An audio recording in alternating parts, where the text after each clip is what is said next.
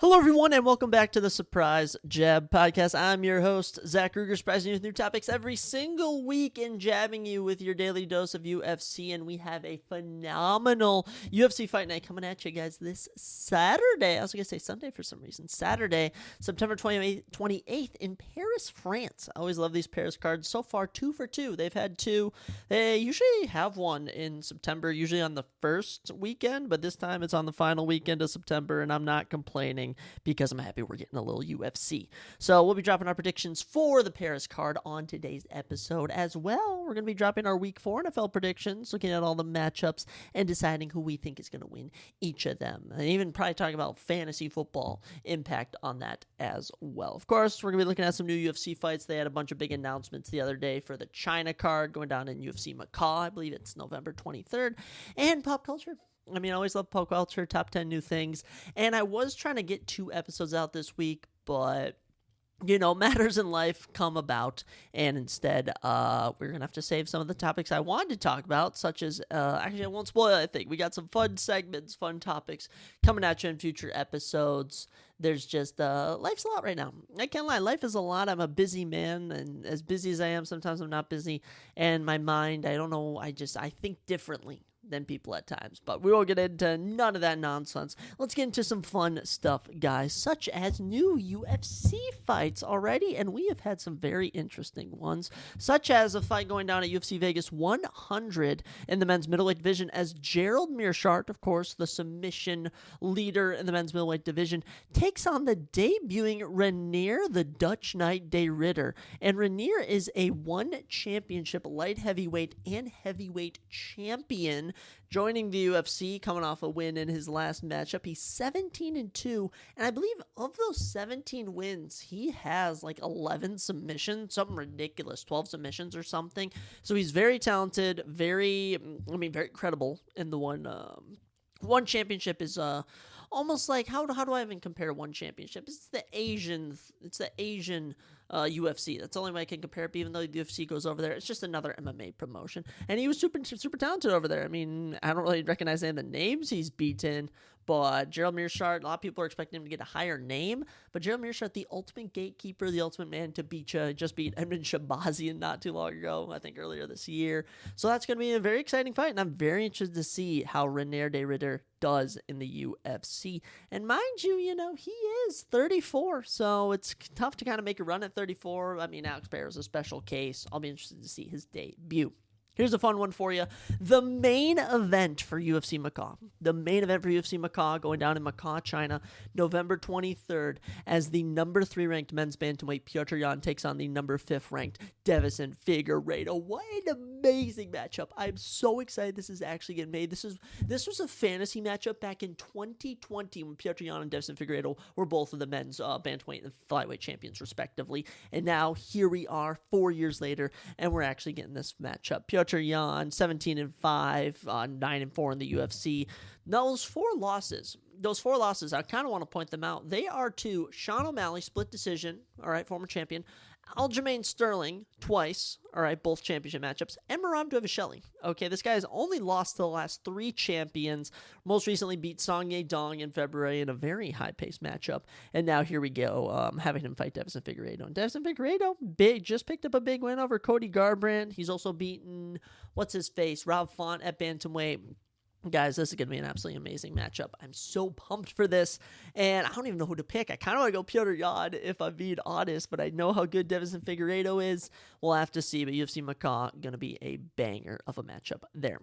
Here's a little fun one for you. Going down at UFC 310, the final pay-per-view of the year, December 7th, of course, at the T-Mobile Arena in Las Vegas. Men's lightweight matchup is Clay Guida, who is now, holy cow, I can't even believe this. He is 43 years old. Wow. 43 years old. He'll be taking on the young up-and-comer, the 24-year-old Chase the Dream Hooper. Wow, almost 2 decades separate these two in age.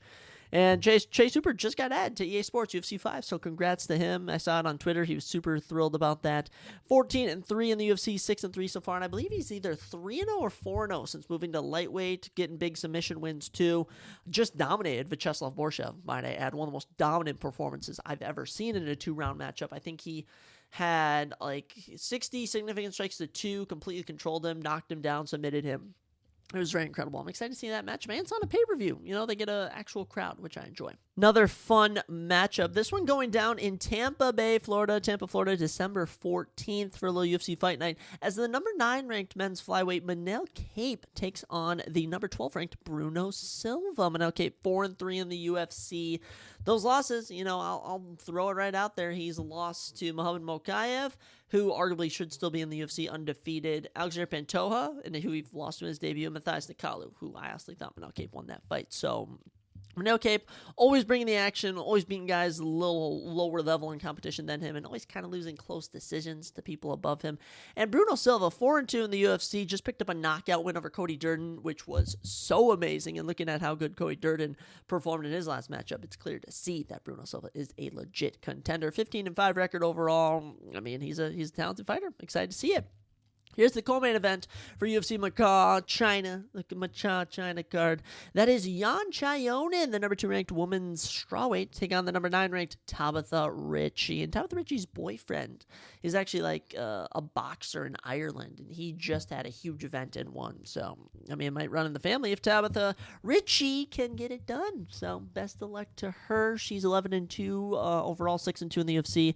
Yan Chayonin, 8-3. There were rumors that she was going to get a title shot. Apparently not. And in a very weird turn of events, I do just want to touch on this. I don't know what's going on, but in the women's strawweight division, the number 1 ranked Tatiana Suarez is taking on the number 3 ranked Vera Jandrova, and the number 2 contender Yan Chayonin is taking on the number 9 ranked Tabitha Ritchie.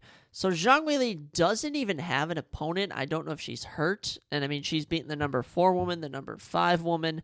Everyone else below her just doesn't have a fight, so I legit have no idea what they're doing with Zhang Weili, if she's even going to fight again this year. Kind of confused by that. I'm also confused how she's not on the China card, being that she is the only Chinese champion, but we get to see on Chayonin, so exciting stuff there.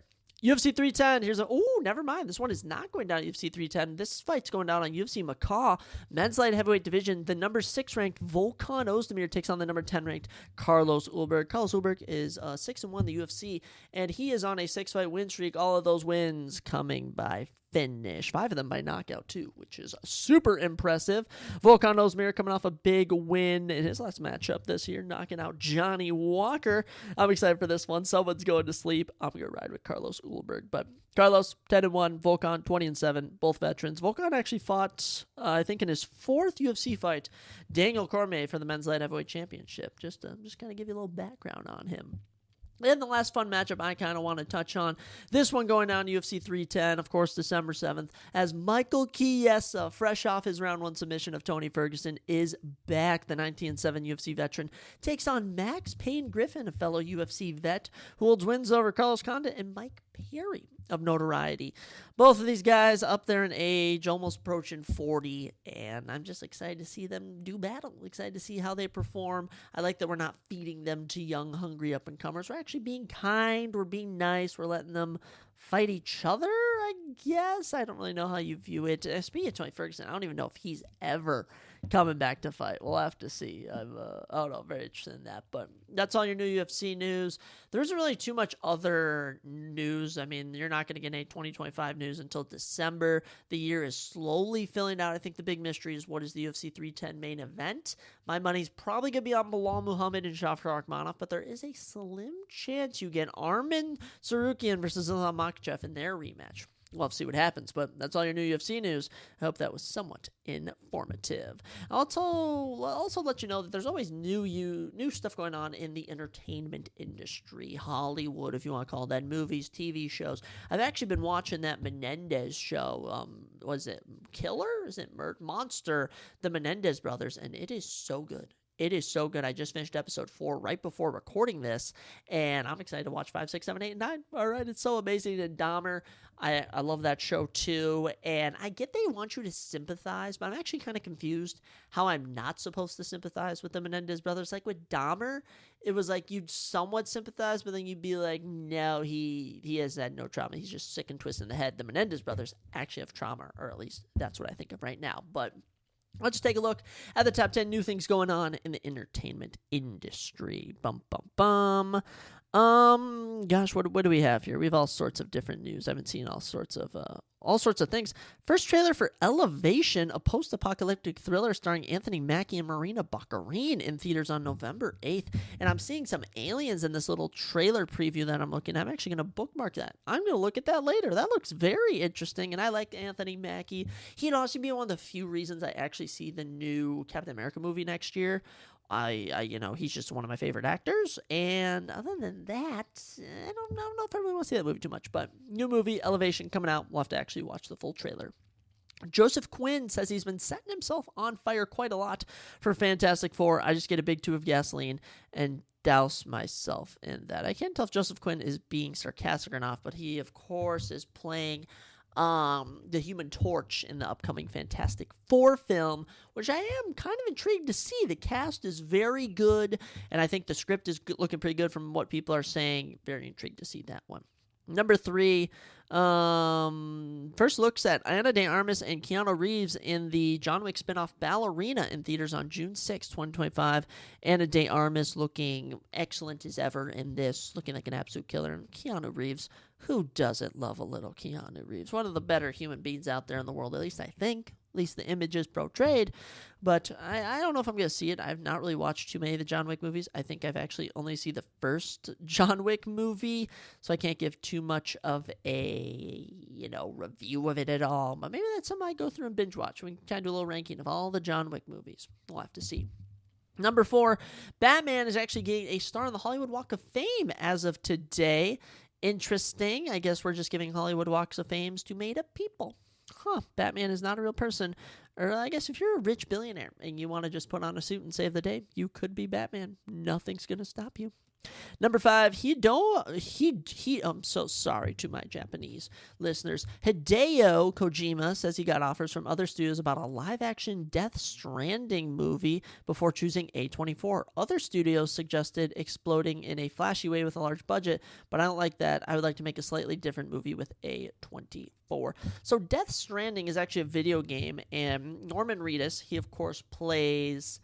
Daryl? Is Daryl his name on The Walking Dead? The cool guy with the crossbow. So in a video game, he did like the motion capture for that and all the lines, he was the main character in the video game, popular video game. I don't really know the gist of it too much, but he's actually going to be playing that in a live action movie. And A24, I trust them. They put out very unique films, and from the minimal gameplay and images I've seen of Death Stranding, I feel like A24 is the right studio to go with for that. Number 6, Samuel L. Jackson says he once wondered if he would stay alive long enough to fulfill his 9-film deal with Marvel Studios. He quotes, "I didn't know they were going to make 9 movies in 2.5 years. That's kind of crazy." Samuel L. Jackson, it is absolutely crazy. Let me tell you that. And the fact you're still around, still kicking it, and can still make cameos in films, absolutely love you for that. One of the better actors out there. I always love a little Sam L. Jackson in a movie. Number 7, major game set to release in 2025, GTA 6, which looks absolutely incredible. Marvel 1943, that game's weird. It's like you play as Black Panther and Captain America, and you're like fighting Nazis. I have no idea. Borderlands 4, Ghost of Yotai, Ghost of Tsushima, that's the sequel to that game, one of a very popular PS5 samurai games. That looks very good. They're making a Death Stranding 2, the game we just mentioned. Monster Hunter Wilds, a sequel to that. And my favorite, Mafia: The Old Country. They're making another Mafia game, and I'm going to be 22, almost 23 years old, and I'm going to be playing video games just because all these look so good. And I'll tell you one thing I do need to do. I do need to start monetizing. Like, if I'm doing those games like that, I should be streaming. I should be making YouTube videos. So I really got to work on that. I can't just say, like, oh, I got to work on that. I really got to put action steps towards it. But, man, the 2025 gaming is looking to be amazing. Number 7, Paddington 4 is in the works, targeting a 2027 to 2028 release. I saw the first Paddington. Good movie. I can't believe we're already on Paddington 4. He's an absolute hit, I'm pretty sure, in the British community. That is, I have no idea what to even make of that. Tim Roth has been cast in the Peaky Blinders movie, also starring Cillian Murphy, Barry Keoghan, and Rebecca Ferguson. Ooh, Tim Roth. always a good actor. I liked him in that one show where he's able to detect lies. I can't remember what it's called. It used to be on regular TV, and it was cut short after, I think, 3 seasons, which made no sense because it was so good, and it ended on a cliffhanger. Tim Roth, another one of them actors. When he's in something, I'm intrigued. Number 9, a Diddy documentary is in the works at Netflix. It will focus on Diddy's charges of sex trafficking and racketeering, plus his sexual assault and violent abuse allegations.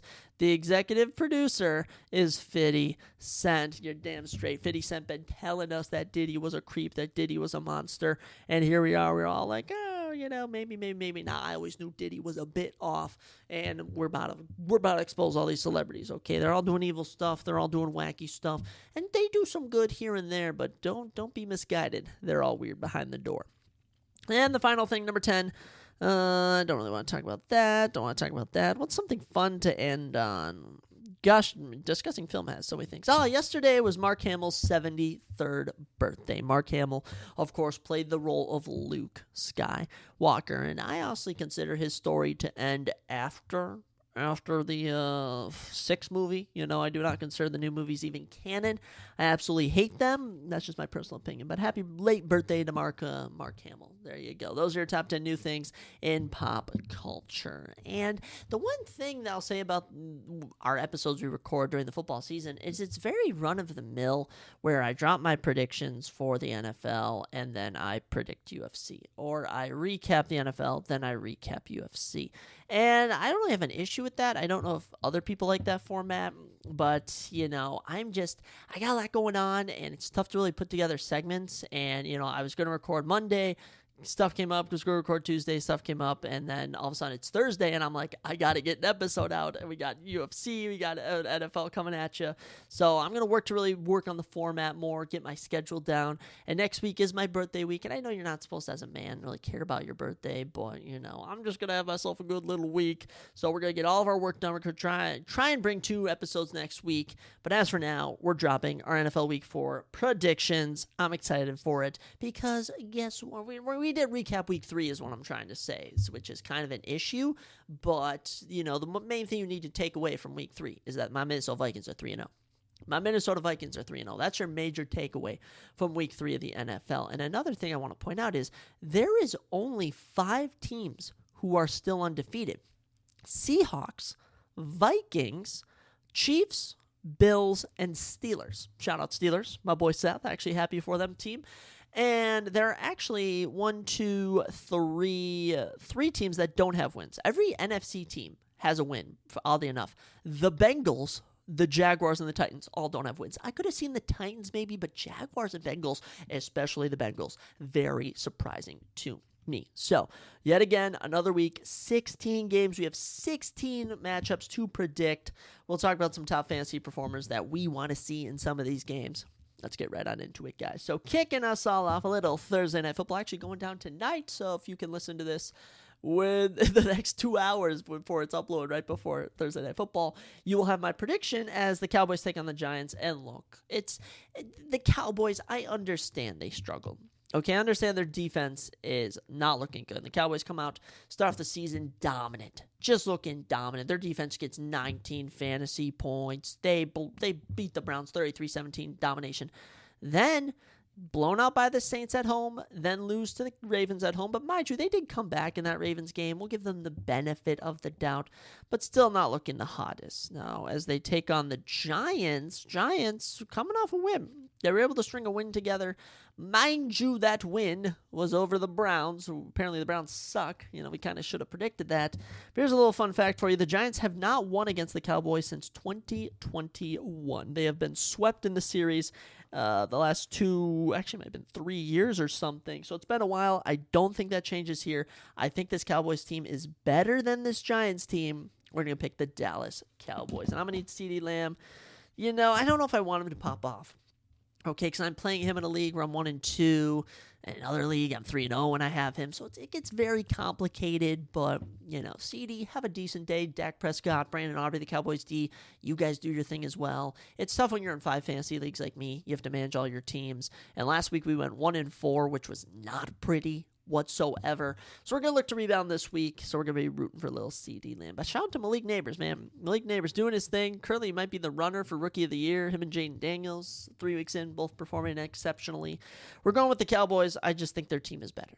I just think there's always upsets. There's always stuff can happen, and maybe this Cowboys team will completely collapse. But as we've seen, losses to the Saints, losses to the Ravens, both great teams. They beat the Browns. They should handle the Giants. That's how we view this. Next matchup, coming at you at noon. Bengals visiting the Panthers, and this one is a very tricky one. This one is very tricky, and it doesn't have to be tricky, but it just is. Panthers 1-2. You know, they've already given up 95 points this season. They won. They won last week in shocking fashion, beating the Raiders at home 36-22. And at home, I mean in Las Vegas. On the road, they won. Andy Dalton was an absolute star in that one. Deontay Johnson, Chuba Hubbard, Adam Thielen sadly got hurt, but he was performing well. And it was shocking. It was shocking to see them do good. And here's another thing. The Bengals 0-3 to start the year. Now, the Patriots loss was bad. Okay, Chiefs lost, it was close, okay? But that Commanders lost, that was just an embarrassment, okay? They got embarrassed now. Jaden Daniels, 254 yards, 2 touchdowns, only had 2 incompletions on 23 throws. That's not going to get done. Mind you, Joe Burrow, 324 yards, 3 touchdowns. He was looking phenomenal. Jamar Chase had a 2-touchdown day. But team stats, this Bengals defense just gave up way too many points at the end of the day. They were giving up big plays, and the offense just couldn't match it. Obviously, the passing game for the Bengals is much stronger than the run game. And my issue with this is because, the Panthers are at home now. They're coming in off momentum. Mind you, Andy Dalton used to play for the Bengals, but it's just so hard to pick against this Bengals team. So I don't really know here. I would love to pick the Panthers to get another upset, but truly, there's just... I understand the Vikings started out, what were we, 0-3, 0-4, but what was our 0-4 loss? Was it to the Chiefs or something, or to the Chargers in a barn burner? I just don't see this here. The Bengals, I'm predicting to win on the road. It would not make any sense to me if the Bengals lost. Mind you, these are all professional athletes, but if the Bengals lose to the Panthers, I actually don't know if I can pick them the rest of the season. But I mean, honestly, if the Panthers win, that would be pretty exciting. Fantasy-wise, I don't think I have any players playing on either of these teams. Now, I could, but I just don't. So, there's that. We're going with the Bengals over the Panthers simply because, their team's just better. All right, but we'll have to see. Another matchup for you. Saints versus the Falcons. And what makes this matchup so interesting, of course, this little NFC South. Saints 2-1. They did suffer a unfortunate defeat in their last game to the Eagles. But before that, blowout wins over the Cowboys and the Panthers. I mean, they looked phenomenal in both of those. Alvin Kamara's looking great. Rashid Shaheed, when he gets the ball, can look great. And Derek Carr's kind of found his place with this team. As for the Falcons, they just, I don't know. 0-2 at home, 1-0 on the road. It's tough to know what you're going to get with this Falcons team. Sometimes Kirk pops off, sometimes he doesn't. They have all the tools, but they just cannot seem to execute. And one fun thing about this series is it's actually tied 55-55 all time. So whoever wins this matchup will have this series lead. And as from what I've seen so far this year, 103 points for, 44 points against. This Saints team currently has the best offense statistically in the NFL. We're going to ride with the Saints to beat the Falcons at home. And I've just noticed I've picked the first 3 games of the season of this week, all the road teams to win. So I don't know if that's actually going to come true. We'll have to see. But from what I've seen from the Saints team, they've looked so good, dominating the Cowboys. Their loss to the Eagles was on a field goal difference. Okay, don't give them too much slack. Falcons, it's just I don't know what to do with you. Player-wise, I have Rashid Shaheed. I don't actually know if I'm going to start Rashid because he kind of put up 0 points last week, which we cannot have. So we'll have to see what happens in terms of all that. So we'll go with the Saints to beat the Falcons. That's what we got. Another one for you, another divisional matchup. This time we go to the AFC, back in the southern divisions, if you will. But the 0-3 Jaguars will be visiting the 2-1 Texans. Texans currently lead the AFC South despite having a minus 19 point differential. That is not going to get done. Okay, that is not going to get done during the season. But, I mean, when it comes to just starting off, 2-1 is pretty good. They've looked good here and there. They did lose last week. They did lose to my Minnesota Vikings in ugly fashion, but also the Vikings are absolutely cracked this year, as we're going to see when we look at their stats later. Jaguars have looked abysmal, and it's all been Trevor Lawrence. And when Trevor Lawrence isn't hot, his wide receivers can't get hot. And ETN and who's the other guy? ETN and, oh my gosh, who is their other running back? Who's the Jaguars' other running back? I'm trying to think of his name. I really like him. Tank Bigsby. If Tank and ETN can't get hot when they're taking all these carries and the offensive line can't block. Houston leads the series all time 29-15. I just don't see the Jaguars getting a win here. All right, if they're going to win, it's a divisional matchup. But Texans at home, I think this Texans team is going to be coming in with a little bit of fire, a little bit of momentum after getting blown out by my Minnesota Vikings. And Jaguars, I didn't pick you to beat the Bills, but you really let me down. Just I don't know. ETN could have gotten way more points. And also Brian Thomas Jr., the rookie. He's your top wide receiver, and he can be getting so many more yards. But no, Trevor Lawrence decides to only throw for 186 yards in a primetime game. There we go. There's my little rant. Another one, Broncos visiting the Jets. Here is a really good one. Okay, Broncos. It's been an okay start, 1-2 for a team where it didn't have much real aspirations, and they have a positive point differential. Beat the Bucs, which was an upset last week. Their losses, by a touchdown each to the Steelers and the Seahawks, 2 3-0 teams. I think this Broncos team is being very heavily slept on. I also feel like they are going to finish as a 9-8, 8-9 type team. Jets, they have all the momentum, 2-1, 2-game win streak, and talk about last week, 24-3 over the Pats. The Patriots just couldn't get anything going with Aaron Rodgers, and I think that Aaron Rodgers is going to feast on a rookie QB, just strike fear in across the sidelines, and I'm going to give this one to the Jets. Player-wise, I don't really have anyone. Garrett Wilson, Breece Hall, love both those guys. And Aaron Rodgers doing his thing, trying to do the best that he can to lead this Jets team to a Super Bowl. Broncos, Bo Nix, just try your hardest, do well. You got Cortland Sutton to pass to when you need to. And there's a lot of other real heaters on that team. I was trying to see in that Buccaneers game, actually, who is the top performers for the Broncos? Because I know some people, they may be like, hey, is it worth picking up fantasy players? Nothing to load now. I love when nothing loads, but something's wrong with my connection. How about that? Something's wrong with my connection.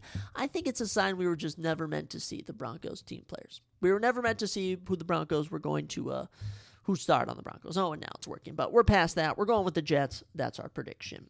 Finally, here we are. This should be the main event of the week, if you ask me. You got the Minnesota Vikings. You got the Green Bay Packers. And this time we're in Lambeau to start out the year. Usually we visit Lambeau at the end of the year and we always lose. That's what I always feel happens. But no, my Vikings heading to Lambeau. And here's some fun stats for you. The Packers actually lead all-time 66 wins, 58 losses, and 3 ties. So we are behind 8 games to the Packers all-time, but here's something very interesting. The last 2 years, we've actually split this series.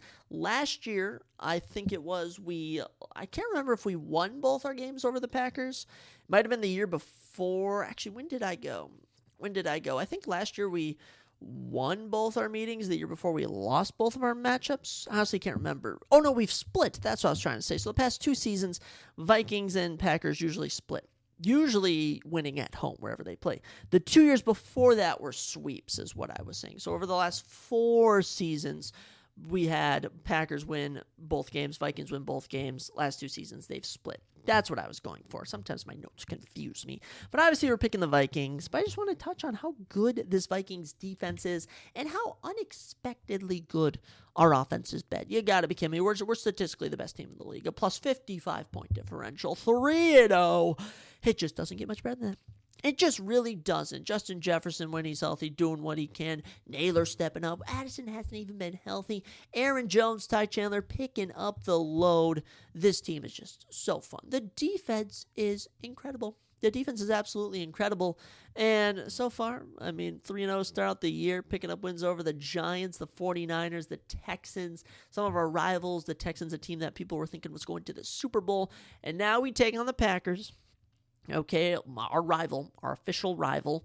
Packers currently 3rd in the NFC North. They are 2-1 on a little 2-game win streak. They have a little plus 17 point differential. But I will say, that Titans game, Malik Willis looked good, but could have looked better. Eagles lost. They kind of choked at the end, and that Colts game was played so close. And as I'm learning, the Colts might not be as good as people think they're going to be. I obviously think the Vikings are going to dominate, and I think whether it's Malik Willis, whether it's Jordan Love, we're going to feast on them, eat them for breakfast, spit them out, and just dominate. That's all we do. All we do is dominate as a Minnesota Viking. That's just all we do. So that's our prediction. We're going with the Minnesota Vikings. Is anyone surprised I picked them? I would hope not. And then my good buddy Seth, his team plays next as the Steelers take on the Colts, and the Steelers have actually won 8 of the last 10 meetings between them and the Colts. Cool. Fancy enough if you are curious about that. But Steelers, one of the only undefeated teams so far in the NFL, yet another team with a great offense. They've only scored 51 points, but they've only given up 26 points, so they are the best defense in the league. 3-0 so far. They've been playing really good. Justin Fields has been pretty adequate. The run game hasn't been doing anything too special. They beat the Chargers last time out 20-10. Before that, the Broncos 13-6. Before that, the Falcons 18-10. And now they take on the Colts. I've not really seen the Steelers tested a whole lot throughout their whole season, also. You got the Ravens there. That's a dangerous team. I guess they play the Eagles down the line. Chiefs on Christmas Day. But, honestly, Steelers have a very accessible schedule, and I would project them to do pretty good this year. The Colts, it's rough. Okay, the Colts have started off pretty rough. They're 1-2. They did pick up a win. They beat the Bears. But, minus 3-point differential. Anthony Richardson, I would not say is living up to the highest of expectations that people had for him, especially drafting him as their QB1 in leagues. We're going with the Steelers. I don't think the momentum stops here. I think they continue to dominate.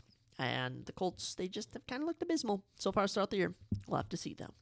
After that, my family's favorite team, the Bears, will be hosting the Rams. And the Rams have won the last 3 meetings, all by at least 10 points. And the Rams had a shocking victory over the 49ers, a little comeback win, if you will, in week number 3. And as the division stands, 49ers are bottom of the barrel in the NFC West. The Rams are in third.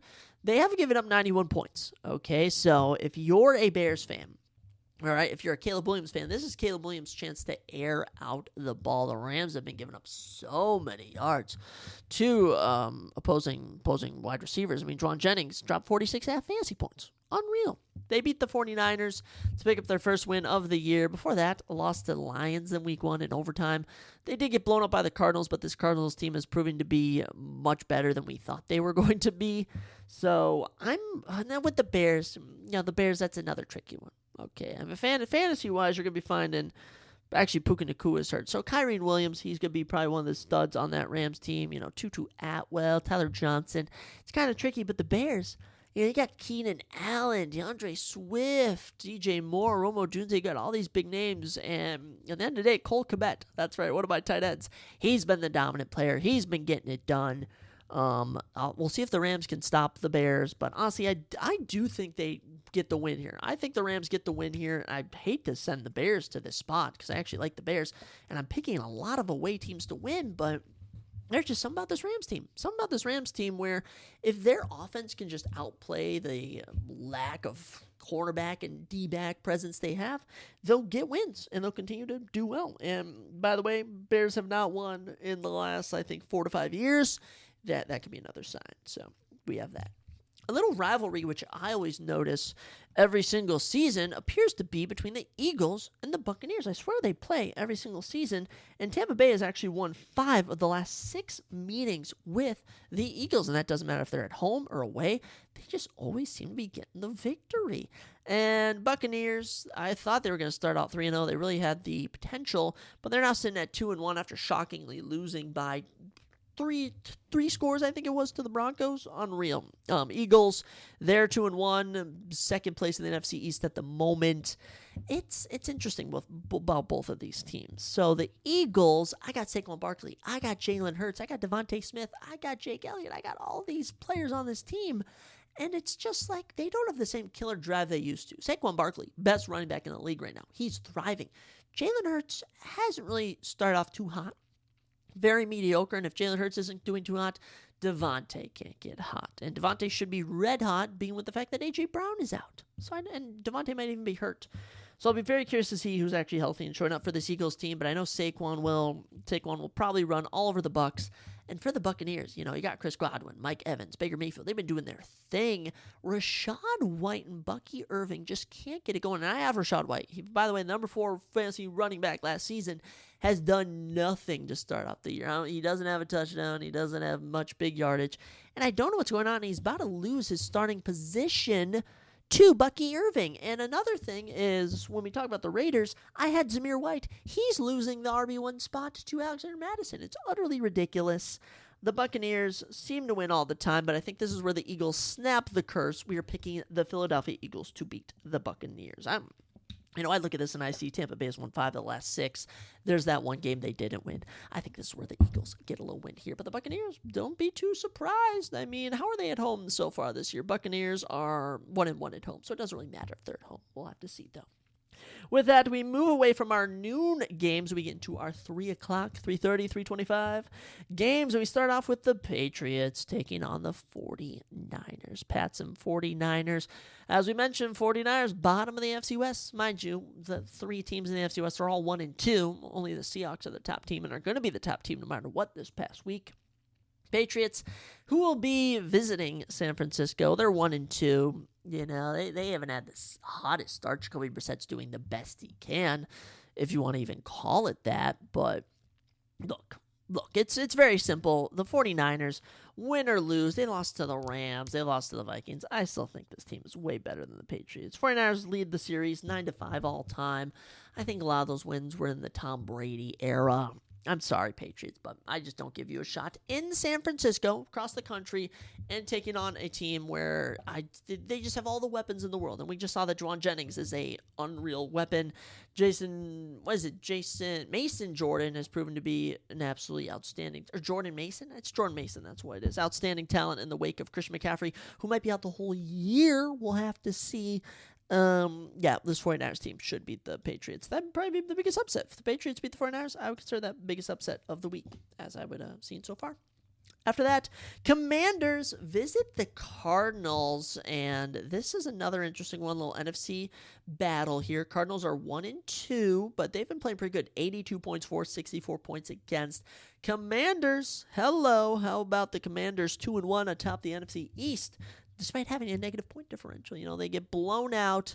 They get absolutely embarrassed by the Buccaneers, then beat the Giants on game-winning field goal and beat the Bengals in Cincinnati on Monday Night Football. And now they take a little trip down to Phoenix, down to Arizona. You get to visit all the friends and family. I have no idea if they do, but Jaden Daniels, unreal talent. He has all the weapons to lead this team to a win in any game they have, but Kyler Murray has just been showing out, proving that he belongs. He's looked outstanding. He's truly looked outstanding, if you ask me. As for Marvin Harrison Jr., the best wide receiver rookie so far. I'm not going to say that. Blake Neighbors has been balling out too. But I'm just going to say is that this Cardinals team is super good. Here's a fun fact for you. The Commanders actually lead the series 77-47 all time. Redskins, Cardinals, both teams have been around a while. But I've been picking a lot of away teams. We got to go with a home team. We're going to pick the Cardinals to beat the Buccaneers. And it just comes down to talent. It just comes down to talent. I almost wish I had Jaden Daniels. I almost wish I had Marvin Harrison Jr. I mean, even James Conner's been doing good for the Cardinals. These teams are fun. They're feisty, and they like to get it done very much. So actually, I want to touch on a trade real quick that happened in my 16-man fantasy league where I won't name any names, but someone traded Juwan Jennings and I think it was Alexander Madison. No, they traded Stephon Diggs and Alexander Madison away for Austin Eckler and Juwan Jennings, and I had no words for that. It actually made no sense, and I tried to veto it, and it didn't get vetoed. Terrible trades, and I hate when terrible trades happen. Kind of pisses me off, if you ask me, but that's just a little irritation that I have. Here's one for you. Will the Chargers be the first team of the year to stop America's sweethearts, the Chiefs? I hope so. Goodness me, I do not like the Chiefs. But in a very, very sad turn of events, the Chargers have actually lost the last 5 meetings with the Chiefs. So Patrick Mahomes kind of owns the Chargers. And this is a Chargers team that is lesser of how they've been the last 2 years. Now, they're 2-1 to start off the year. not too bad. They've only given up 33 points. They're a great team. But the Chiefs have the refs. They have everyone with them. And it's just hard to pick against the Chiefs. It truly is. Patrick Mahomes is such a good talent. As much as we hate him, he became Tom Brady faster than Tom Brady became Tom Brady. If you kind of get what I'm saying, like Tom Brady got to a point where everyone was like, "Oh, we really hope he loses. Really hope he loses." They just want this team to lose. And Travis Kelce, he has had an abysmal start to the season. Pacheco's gotten hurt. Rashee Rice is a stud. Xavier Worthy's a stud. We'll have to see what happens. The Chargers, kind of a weak overall team. J.K. Dobbins, whenever he's on, he's on. Justin Herbert does the best he can. But we're just not picking against the Chargers here. And we're not picking against the Chiefs, I should say. Chiefs over the Chargers. And is this the Chargers team to finally snap the 5-game losing streak to the Chiefs? I don't think it is. It could be. Anything can happen. It's the NFL. After that, Browns taking on the Raiders, and the Raiders have actually won the last 4 meetings since 2015. That's all I need to see. I'm picking the Raiders to win this. I'll tell you why I'm picking the Raiders. It's because I've already given up on the Browns. This Browns team is actually terrible. Okay, and there was once a time where Deshaun Watson was one of the best QBs in the league with the Texans. Now he absolutely sucks. Their defense, which was supposed to be one of the top defenses, has already given up 67 points. They've only scored 50. They're coming off a very, very brutal loss to the Giants of all teams. And their only win is over the Jaguars, who absolutely sucks. I'd be surprised if the Browns do anything this whole year. And the Raiders, they lost to the Panthers. Very embarrassing. I think that lights a fire under them. Whenever Devontae has an off game, he always just comes back with this ferocity, just this anger, and gets it done. Madison, Zamir White, they have all the talents to be an amazing backfield. Gardner just needs to string it together. That's all I'm going to say there. So, Raiders over the Browns, that's an easy one for me. After that, Sunday Night Football, and this is they sometimes get the Sunday Night Footballs right.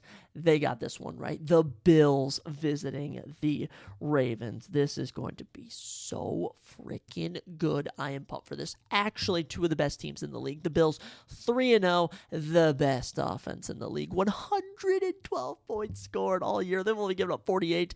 Okay, they actually have a way better point differential than the Vikings. So the Bills are actually the best team in the league so far. No one expected this of them. No one really did. They only lost Diggs. They lost Gabe Davis. But who's stepping up? You got Keon Coleman hasn't really stepped up. You got Dalton Kincaid, Dawson Knox. Who did pop off last week for the Bills? I can't remember. And every time I go to check the freaking stats, the site always closes. But all I know is this. Is it Shakir? I think it's Shakir had a great game for the Bills. But James Cook, he's been balling out. Josh Allen is on a MVP campaign looking to lead this team to glory. And the Ravens, though. The Ravens, they know for being 1-2, they're a good 1-2 team. They're a good 1-2 team. Who were their losses to? The Chiefs, and they were upset by the Raiders. They were able to pick up a win over the Cowboys last week. As I look at my predictions so far, I think I have 8 road teams winning. I've only had 5 teams win at home. We are on Sunday Night Football. Does Lamar shine in Sunday Night Football? I cannot recall. I honestly can't recall. I honestly don't really know what to go with here. This is a very tough matchup. The Bills have won the last 2 games they've played against the Ravens. I love the Bills. I have Josh Allen. But I am going to have to go with the Ravens in this one. I think Lamar Jackson has a great game against this Bills team. And I think it's going to be one of those where the Bills, they're the best 3-1 team, and the Ravens are the best 2-2 team. That's where I think it's going to go. We're going to go with the Ravens in this one. But I would not be surprised in the slightest if the Bills started 4-0. Because I don't, the tough part for me is picking home and away. I don't really know if that has a huge implication. But we'll go with the Ravens in this one. After that, 2 Monday Night Football games. Again, first one, Titans versus the Dolphins. Titans have won the last 2 meetings against the Dolphins in shocking fashion. But I have no faith in this Titans team. Minus 30-point differential. They've given up 78, only scored 48. They're 0-3. Will Levis actually just does not look good. Tony Pollard is the only benefit of this team. They will be in Miami taking on the Dolphins. Dolphins are 1-2. They're on a little 2-game losing streak. Only have scored 33 points for, given up 72. But they have all the weapons, all the tools, and their losses, the Bills, the Seahawks. It's I don't know what's going to happen here, but I'm going to go with the Dolphins. All right, we're going to go with the Dolphins. I just do not think the Titans get a win here. Okay, Dolphins, they had put up an L last week, but I think if they learn to play with Skylar Thompson, they'll be in good hands. After that, the final game of week number 4, already on week number 4, Seahawks visiting the Lions. These two teams have put on some great games the last few seasons, and here you have the 3-0, the undefeated Seahawks, one of the only undefeated teams in the league, okay? Taking on the Lions, who are 2-1. They're freaking good, all right? Lions are damn good. But the Lions have actually lost the last 6 meetings dating back to 2012 against the Seahawks. Seahawks just always seem to have a number up on them. We are in Detroit, which I do think is important. And if I'm not having the Titans beat the Dolphins, I got to go with the Seahawks beating the Lions to make it 7 straight times that they have beaten them. So Seahawks over the Lions. For any real reason, no. Jackson Smith and Jigba, I need him to pop off. Can Kenneth Walker get healthy, for goodness sakes? We'll take Amon-Ra St. Brown doing good. We'll take Sam Laporta doing good. Who knows what's going to happen? There's a lot of players in the league, but those are official. Those are our official Week 4 predictions, if I can use correct grammar, apparently. So there you have it, folks. Let me know who you guys are picking. I always love to hear about it. I'm always intrigued, but it is time we get into these UFC Paris picks, because we have not five matchups, all right? We don't have 10 like the Sphere. We don't even have 11. We don't have 12. We don't have 13. We have 14 different fights starting at 11 in the morning and presumably ending at 6 o'clock at night. It is going to be an action-packed morning. Let me tell you that. I am so pumped for all these fights. Are they actually trying to get through, holy cow, actually, how many fights are they? Are they going to try to get through 9 prelims in 2 hours? This might need to start at 9 o'clock, actually, if the UFC is actually being accurate, but we got to drop our predictions. We got to go through all these fights. Let's not waste any time. Let's get right on into it.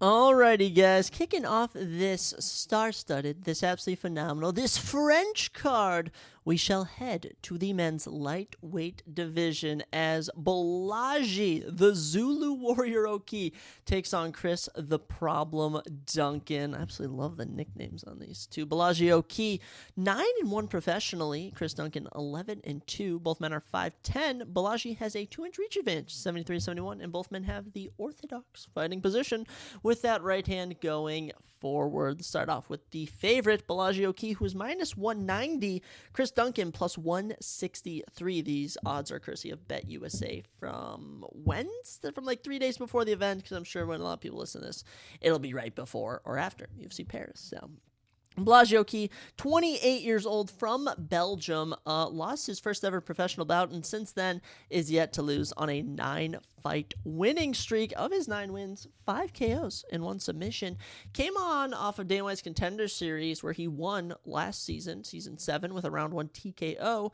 Had a split decision win over Timmy Kwamba. I thought it was Timothy Kwamba for some reason, but it's Timmy Kwamba. That was back in February. In that, he had some good grappling. Actually defended 6 takedowns from Timmy, and outstruck him 60-33. Bolaji Oki, young up-and-comer. Absolutely love him. Fighting from Belgium, too. Absolutely love that. We actually have a lot of downloads of the podcast from Belgium, so shout out to all my Belgium listeners. I might just have to pick Bolaji Oki just because of that. His opponent, Chris Duncan. Chris Duncan is, of course, 11-2, 31 years old, from Scotland. Trains on American Top Team, actually. Of those 11 wins, 7 KOs and 1 submission. And he's actually fought in Bellator before, which is a fun fact that I wasn't even aware of. Chris Duncan, 3-1 in the UFC, was on a little 3-fight win streak before unfortunately losing to Manuel Torres. Earlier this year in February, he was submitted in 1 minute and 46 seconds, which is kind of embarrassing. And we actually just saw Manuel Torres get knocked out cold at UFC Noche. Duncan, kind of leans on the grappling when the striking isn't going too well. He's fought on Dana White's Contender Series twice. I don't know. There's little to be loved about Chris Duncan here.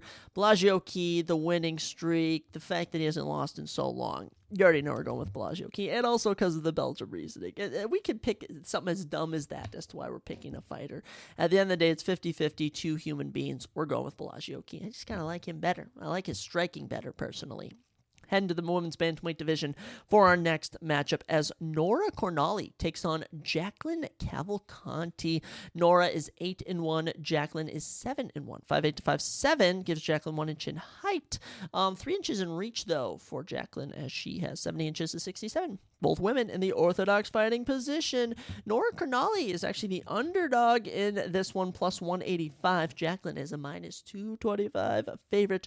Nora is 34 years old on an 8-fight winning streak, similar to Balaji. Lost her first ever professional bout. Since then, yet to lose. She was actually supposed to fight Germaine de Randamie, so they thought very highly of Nora Cornali for this matchup.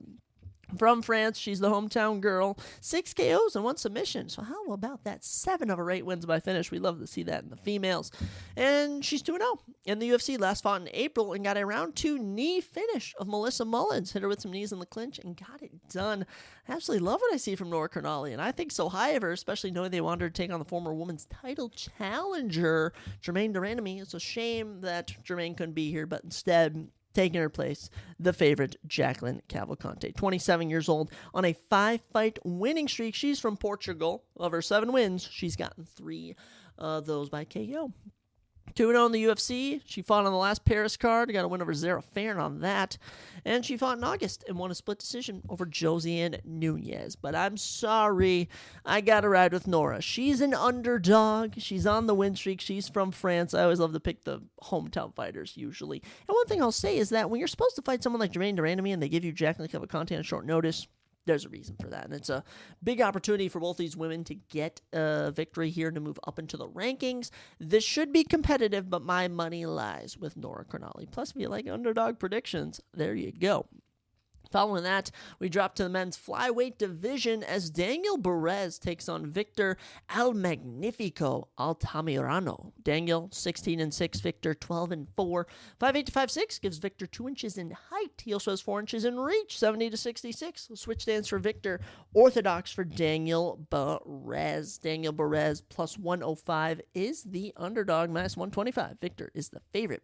Daniel Perez, 35 years old, from Spain. Of his 16 victories, 13 by finish, 7 KOs and 6 submissions. Of his 6 losses, though, 3 of them by submission. And most recently made his UFC debut last July of 2023. He got submitted with an arm triangle in 3 minutes and 26 seconds. But his striking looked good in that. He actually fought on Day 1's Contender Series back in 2021.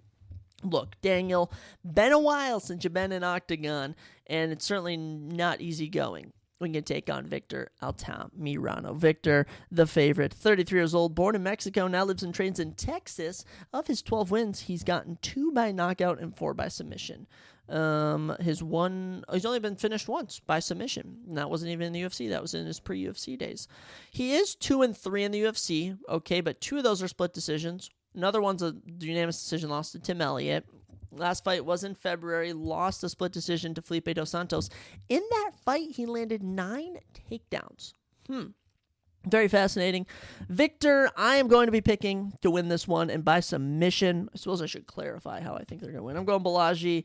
Actually, where is, let me actually find my phone real quick, because I always drop my predictions officially on what's it called? Verdict MMA. Great app for any MMA fans that want to use this.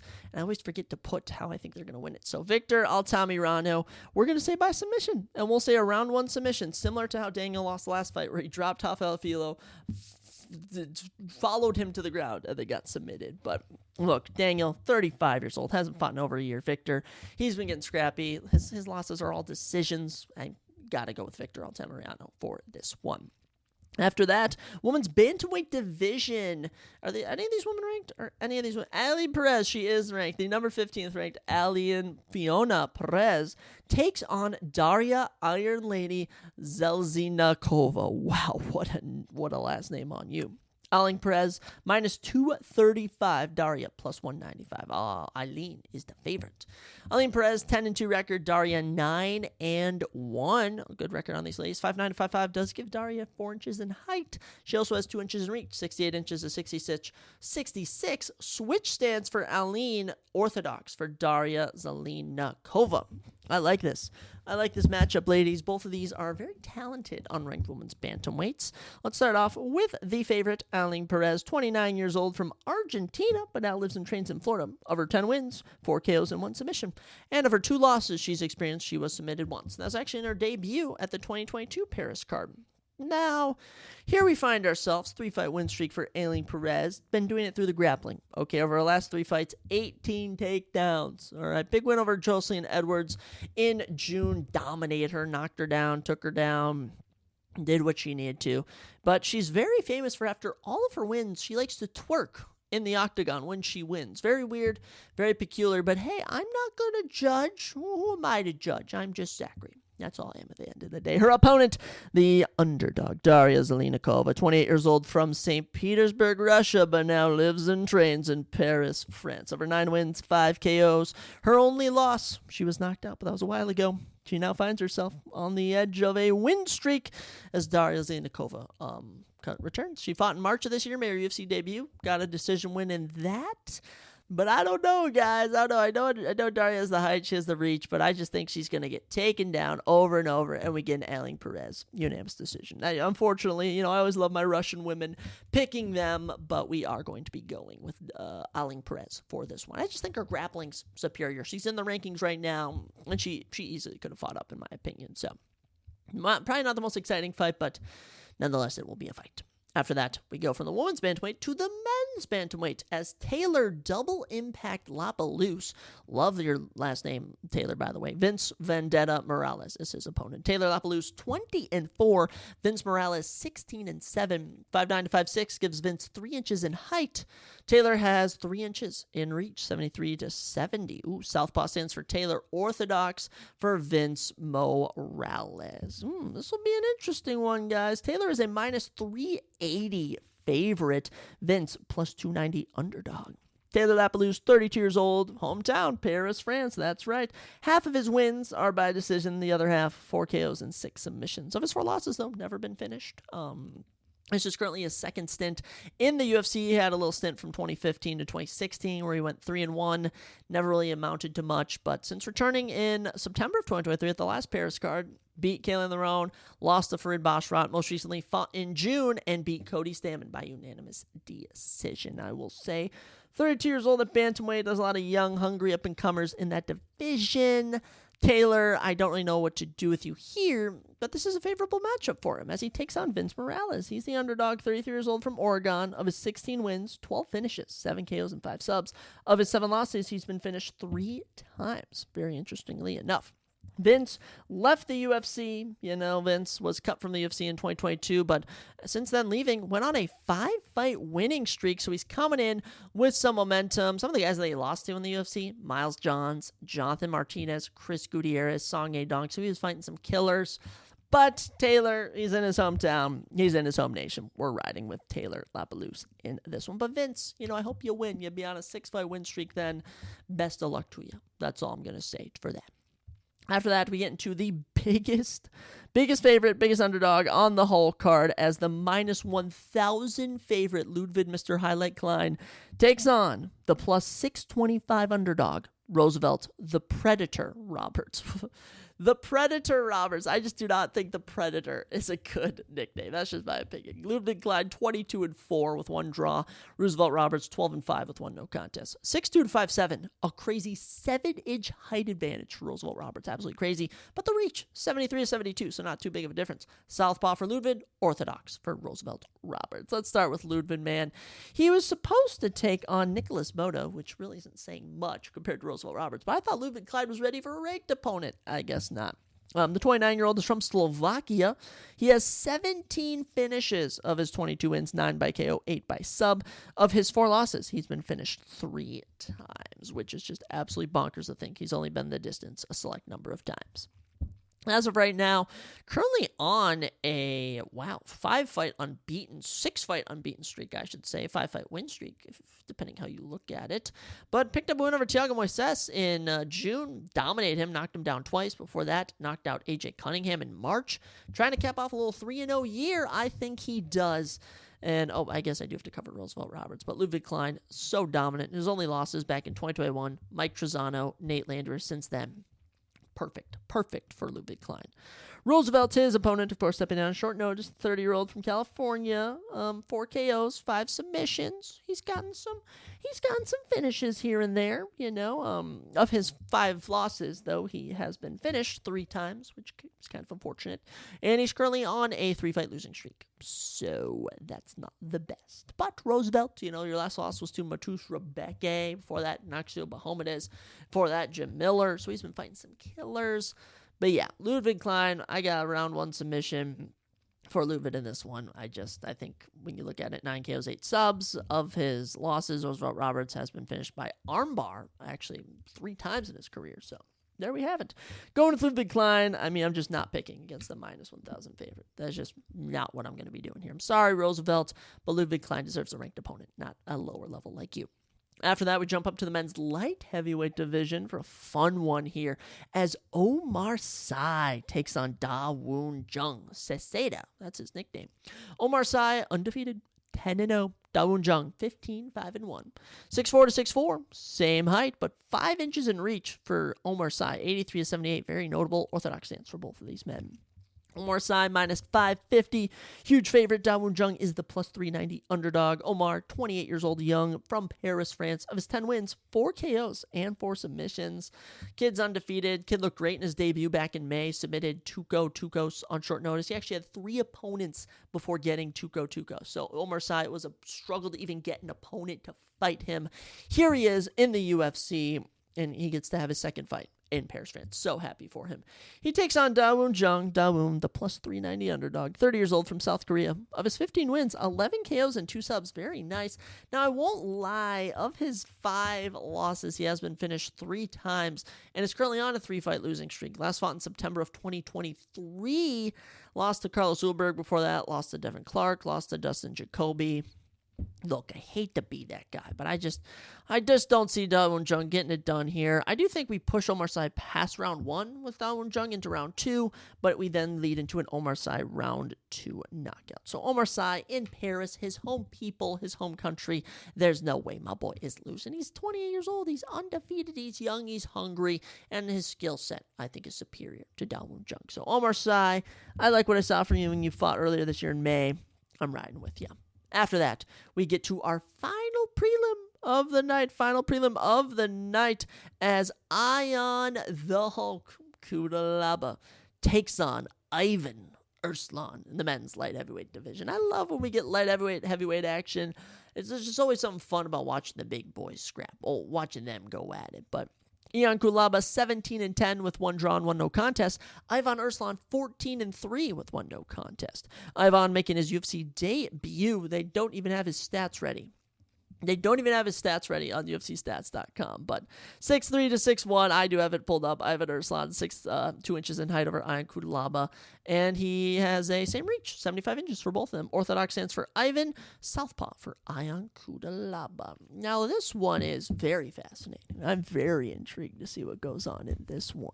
Minus 117, minus 103. The odd makers have this as dead even, but Ion the Hulk Kudalaba, He's had a very interesting run. Always a guy where it's like if he could really string it together, he could find himself getting a ranked opponent, not even a ranked opponent. He could find himself being one of the best in the world.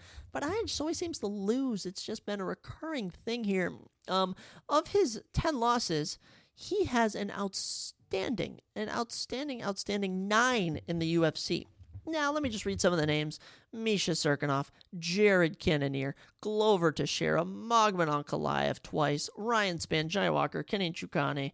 Look, a bunch of killers, okay? But the wins, far and few. He's currently 1-4 in his last 5. His only win over Tanner Bozer in April of 2023, coming off a really rough loss to Felipe Lins. Felipe Lins just should not have beaten him in that.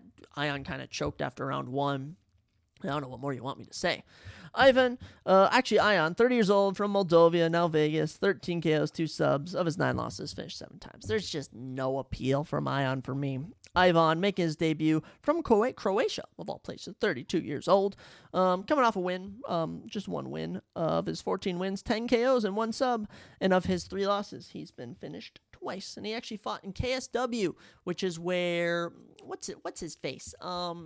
who's Dricus du Plessis. Dricus du Plessis won a championship in KSW. Fun fact enough. So we're going to go with Ivan Arsalan, round 1 knockout. It's a fun pick. It's right there. And really, I want to see some finishes. That's all I'm really gasping for on this card. So Ivan getting it done his debut. Kudalaba's just done nothing with anything. But this could be one of those cases where, hey, he humbles the new guy coming to the UFC. I personally don't see that being the case. We'll have to see. After that, we can do our main card here. Absolutely love this main card. Kicking it off, we got another Frenchman back in action as Fares Ziam, the Smile Killer. Wow, what the frick, Smile Killer? That sounds like a serial killer nickname. Takes on Matt the Steamroller Frivola. Now that's a nickname I love. Fares Ziam, 15-4. Matt, 11-4. 6'1" to 5'9" gives Fares 4 inches in height. He also has 3 and 4 inches in reach. How about that? 4-4, 75 to 71. Orthodox stance for both of these fighters. Fares is the favorite at -130, but +110 for Matt. Very close odds. Fares, the Smile Killer Ziam, 27 years young from France. Of his 15 wins, 4 KOs and 5 subs. Now, of his 4 losses, he's been submitted 3 times. He is on a 3-fight win streak and is currently 5-2 in the UFC. Last loss was to Terrence McKinney in 2022. Coming off a win over Claudio Puelles by split decision in February. One issue for Fares appears to be the grappling department, but I don't think that should be too much of a problem, as Matt Frivolo's kind of been leaning on his hands as of late. And, this is kind of a step up in competition for Fares. Matt Frivola was a guy who used to be in the rankings. That's right, Matt the Steamroller Frivola, 34 years old, born in New York, now lives and trains in Tampa Bay, Florida. So it's kind of weird he's not on that Tampa Bay card. Of his 11 wins, 4 KOs and 3 subs. Of his 4 losses, he's been KO'd 3 times. He was actually supposed to fight Michael Johnson in May, but that fight was canceled. Last time Matt fought, it was a loss to Benoit Saint Denis in November of 2023. But before that, knocked out Drew Dober in round 1, knocked out Otman Azatir in round 1, knocked out Gennaro Valdez in round 1. He's been on an absolute spree. And the last 2 men to beat him have been Arman Sarukian, and he's fighting for the belt, and Benoit Saint Denis in the main event. So I think we should hold, Matt Frivola not to the highest of standards here. He actually took down Benoit Saint Denis twice in 2 minutes. So he could do the same to Fares here. I don't really know who to pick. I kind of like Fares Ziam. He's also the hometown boy. But if you're being taken down a number of times by Claudio Puelles, they're taking on a guy, Matt Frivola, who has pretty good striking. I think the pick here is pretty obvious.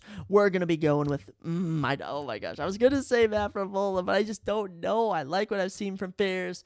He just hasn't been the most impressive. But if I'm being honest, we can't have all of our, Paris guys winning. But I do think Fares gets it done here. I got around to the 27-year-old. I think he gets past the stepping stone that is Matt Frivola.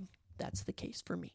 After that, we head to the men's featherweight division as, oh man, this is going to be a good one. Morgan, the last Pirate Cherie, takes on Gabriel Fly Miranda. Morgan is 19-10-1. Wow, 30-fight veteran at 28 years old. Incredible. Gabriel Miranda, 17-6. 3 inches in height for Gabriel, 5'11 to 5'8. He also has 2 inches in reach, 71 to 69. Both men are in the orthodox fighting position. Morgan Cherie is a -750 favorite here, +500 for Gabriel Miranda. Morgan was supposed to take on AJ Cunningham. That fight came apart because AJ got hurt, but I think nonetheless AJ Cunningham and Gabriel Miranda are the same person. Okay, Morgan Cherie, 28 years old, from France. Of his 19 wins, 11 KOs and 3 subs. He has only ever had 1 loss by submission, which was a long time ago. His other 9 are by decisions. Who is he? AJ Cunningham. I said he was supposed to fight him.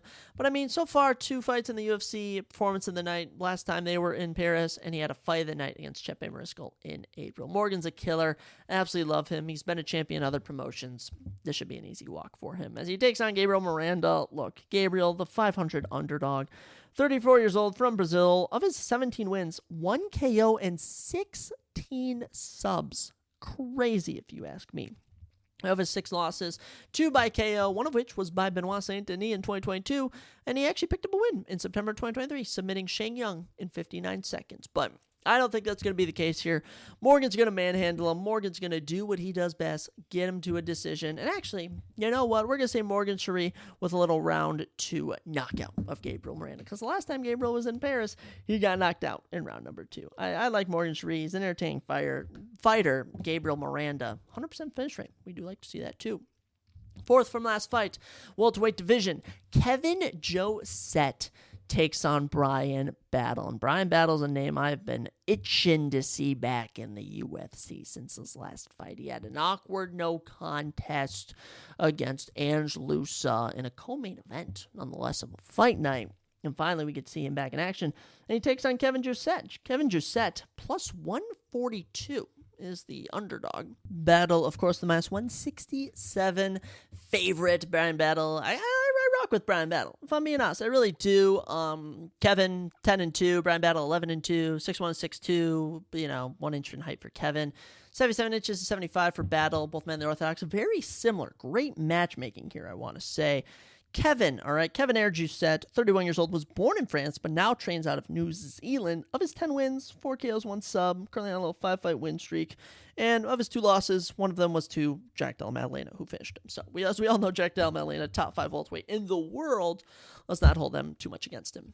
Debuted in 2023 and went 2-0 in a 3-month span from September to December. Very impressive wins over Kiefer Crosby and Song Ki Nong. Hasn't been able to get a fight since then. Now, so it is kind of a tricky way to go from Song Ki Nong to Brian Battle. Brian Battle, the Ultimate Fighter winner from 3 years ago, I believe it was. Brian Battle won one of the Ultimate Fighter things, beats Andre Petroski, beat Trayshawn Gore. It's actually a pretty entertaining season. The favorite, 30 years old from North Carolina. Of his 11 wins, 3 KOs and 5 submissions. Of his 2 losses, he's only ever been submitted once. And by the way, in the UFC so far, 5-1. That one lost to Renat Fakhretdinov. He's also had some crazy finishes of Takashi Soto, AJ Fletcher, Gabe Green. Like I said, an awkward no contest last time out. I don't think he deals with that. Okay, I think this is going to be a great fight. I want to say a knockout for Brian, but I really just feel this is going to be a close fight to the decision. We're going with Brian Battle. I've liked what I've seen from him so far. He has all the tools in the world. That's our dog. We're riding with Brian Battle. He's a fun fighter. He's feisty, likes to get after it. We love to see that.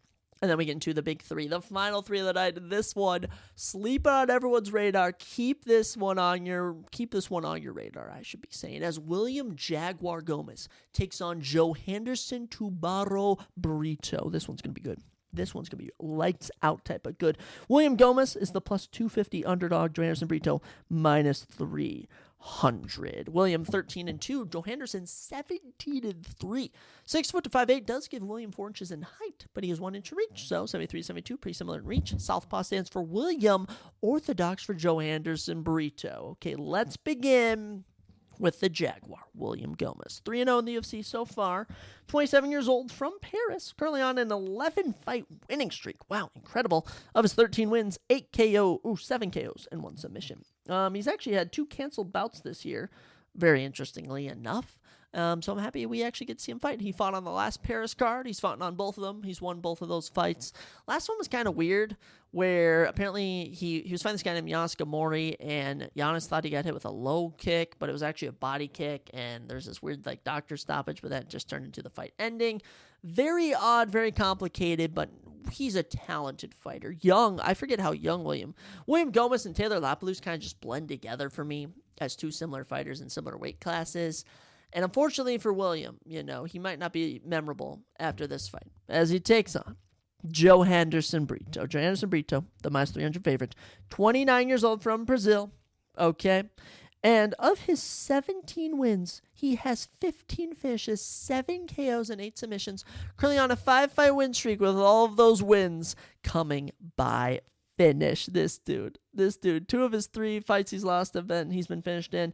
He was supposed to fight Dan Ige in July. By the way, Dan Ige is currently the number 14th ranked men's featherweight in the world.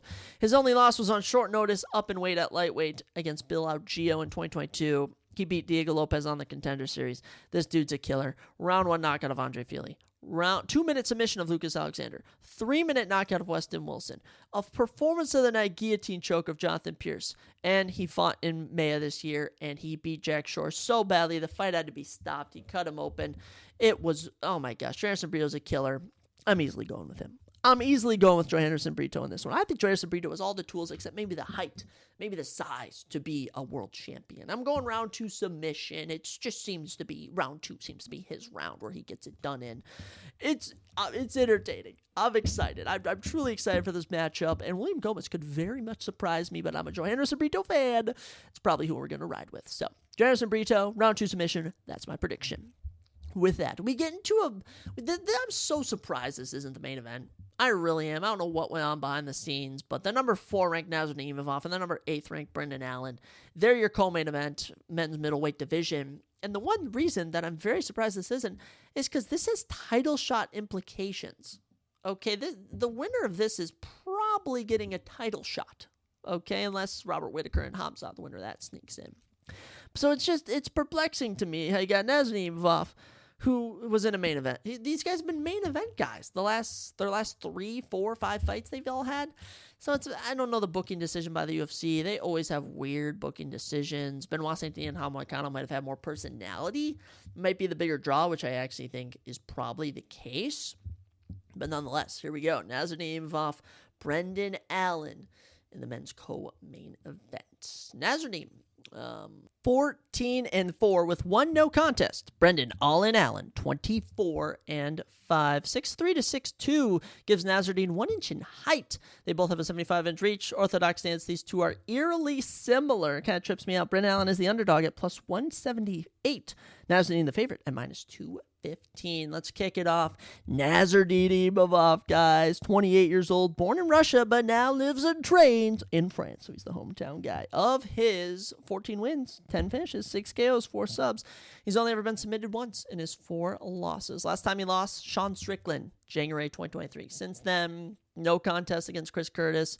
Beat Roman Dolidze in a main event this year, and TKO Jared Cannonier on the feet in June in a main event. Nasruddin he just has the build of a world champion, okay? And he's only 28 years old. He's just incredible. He's really an incredible talent. And I'm kind of sad that he's not the main event. I just feel like the work he's been putting in, I'm not going to say that Benoit Saint-Denis and Moicano haven't been putting in work, but certainly Allen and Imavov have been much more active than these two. But good stuff from Nasruddin. I like what I've seen from him, but there's just something about the other man. There's just something about his opponent, guys. That's right. The plus 178 underdog, Brendan Allen. And guys, 28 years old as well. 7-fight win streak from Louisiana. Of his 24 wins, 5 KOs, 14 subs. Of his 5 losses, he's been finished 3 times. 7-fight win streak is absolutely crazy in the UFC. Of those 7 wins, 5 by rear naked chokehold. This dude he has a set move. He has a finisher. This dude has a WWE finisher of a rear naked chokehold. Only losses in the UFC are to Sean Strickland and Chris Curtis, which is kind of funny since they're boys. But I mean, he beat Chris Curtis in a rematch in April, submitted Paul Craig in November last year, beat Bruno Silva in June of last year, beat Andre Muniz in February last year. I mean, dude, he has been on the run of a lifetime, and it culminates here with my upset pick of the night, as I think Brendan Allen shocks the masses. I don't know if he's going to get submission. Okay, I don't know if he can submit Nasruddin Imavov, but I think Brendan Allen is able to get it done, and he beats Nasruddin Imavov in the co-main event and moves to the number 4 middleweight spot in the world. That's my prediction. I just think Nasruddin, he's supposed to just walk through Brendan Allen. And people don't like how cocky Brendan Allen is. I personally love his cocky attitude, so we're going with Brendan Allen. I would love to see a rear naked choke, but I'm just going to I don't really want to say moderate or conservative, but I just don't really know if he's able to get the finish on Nasruddin Imavov. So, Brendan Allen, that's my prediction. I absolutely love it. And with that, guys, we get to our main event of the evening as the number 12 ranked men's lightweight in the world, Benoit, God of War, Saint-Denis, takes on the number 11th ranked Renato Moicano. Actually, does Renato have a nickname? It should be Money Moicano. I don't know how that's not his official nickname yet, but it's a self-proclaimed nickname, I believe. Renato is the underdog at plus 235. Benoit the favorite at minus 285. Renato, 19-5-1. Benoit, 13-2 with 1 no contest. Both men are 5'11". 73-inch reach advantage to 72 for Benoit. Southpaw against Orthodox. Benoit fights with that left hand going forward. Let's kick it off with Money Moicano. Renato Moicano has been fighting in the UFC since 2014. This is year 10 for him. 35-year-old from Brazil, now lives and trains in Florida. Of his 19 wins, 1 KO and 10 submissions. Now, of his 5 losses, he has been KO'd 3 times and submitted once. So, sometimes he gets finished here and there. But last time he lost, Rafael dos Anjos in 2022. Before that, Rafael Fiziev. Before that, Chancellor Jung. Before that, Jose Aldo. Before that, Brian Ortega. You truly have to be talented to beat Renato Moicano. And Currently on a 3-fight win streak, beat Brad Riddell in 2022. So far 2-0 this year with a win over Drew Dober and a TKO of Jalen Turner. His first TKO of his career was this year at UFC 300 against Jalen Turner. Incredible, and it's earned him a main event, and I'm happy for him. Okay, Hanan Moikanu's got a podcast. He's got a personality. He's so funny, and it's crazy. At 35 years old, he's entering his prime. He's getting a big opportunity. 5-1 in his last 6 fights. He's fun, okay? But there's one issue, all right? He is taking on the God of War, Benoit Saint-Denis, the 28-year-old from France here. He's from 100% finish rate, 4 KOs and 9 submissions. Actually, most recently beat Mark Diakise in a grappling match in May. He had one of the greatest 2-round fights I've seen against Dustin Poirier. Mind you, not even 2 rounds. The greatest 7 minutes and 32 seconds of octagon time. Just nonstop action. 5-2 in the UFC so far, dude. He's incredible. He's incredible. His only 2 losses, short notice to Elizeu Zaleski dos Santos, and with a staph infection fighting Dustin Poirier, which he doesn't even like to bring up the fact he has staph infection. This dude was in a special ops, team. He was killing people with the French national government. This dude's an absolute murderer. Okay, he's knocked out Gabriel Miranda. He has knocked out Thiago Moises. He's knocked out Matt Favola. He submitted to Ishmael Bonfim. He submitted Nicolas Stolze. He is a murderer. He is a killer. He is the God of War, Benoit Saint-Denis. And I don't know how long this fight's going to go. Okay, I don't know. Benoit's a fast starter. Benoit likes to get it going, but I think Canado's going to get this on the ground. He's going to get reversed, and a round 2 submission is going to come. Maybe he'll even get a knockout, but we're going with Benoit Saint-Denis all day. He's one of my favorite fighters, guys. If you can't tell by the heightening of the pitch in my voice, I'm a big Benoit guy. I'm a big Benoit guy. Not Chris Benoit, Benoit Saint-Denis, that is. So, Benoit Saint-Denis, that's our prediction. This should be a fantastic main event. I expect some grappling. I expect some striking. And my one hope, I know people are getting their money's worth here, is that the energy of the crowd hasn't died down, being that these foreign crowds, they pop out early. Okay, and 14 fights. That's so many.